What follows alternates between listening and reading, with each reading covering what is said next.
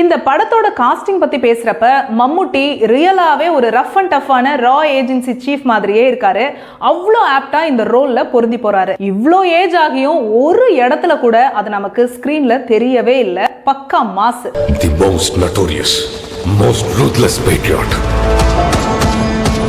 Hero Akhil எப்படி இருந்தனா இப்படி ஆயிட்டேன் அப்படிங்கிற மாதிரி சாக்லேட் பாய் மாதிரி இருந்தவர் இப்ப ரக்கட் பாய் லுக்ல செம்மையா இருக்காரு.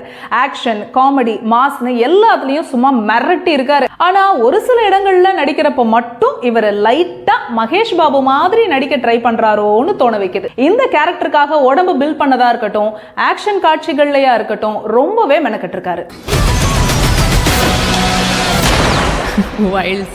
டினோ மோரியா அவர் தான் இந்த படத்துல காட்ங்கிற வில்லன் ரோல் பண்ணியிருக்காரு.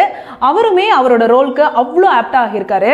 அவரோட ஒர்க்கை ரொம்பவே சிறப்பா செஞ்சிருக்காரு. ఆకలితో ఉన్న పులి ఈ సింహాన్ని వేటాడడానికి వస్తోంది. அடுத்து ஹீரோயின் சாக்ஷி வைத்யா. அவங்களுக்கு கொடுக்கப்பட்ட ரோலை ஒழுங்கா செஞ்சிருந்தாலும் படத்துக்கு இவங்களோட போர்ஷன் தேவைதானா அப்படிங்கிற எண்ணம் படம் பார்க்கும்போது வருது. ஏன்னா கதைக்கும் இவங்களுக்கும் பெருசா சம்பந்தமே இல்லை.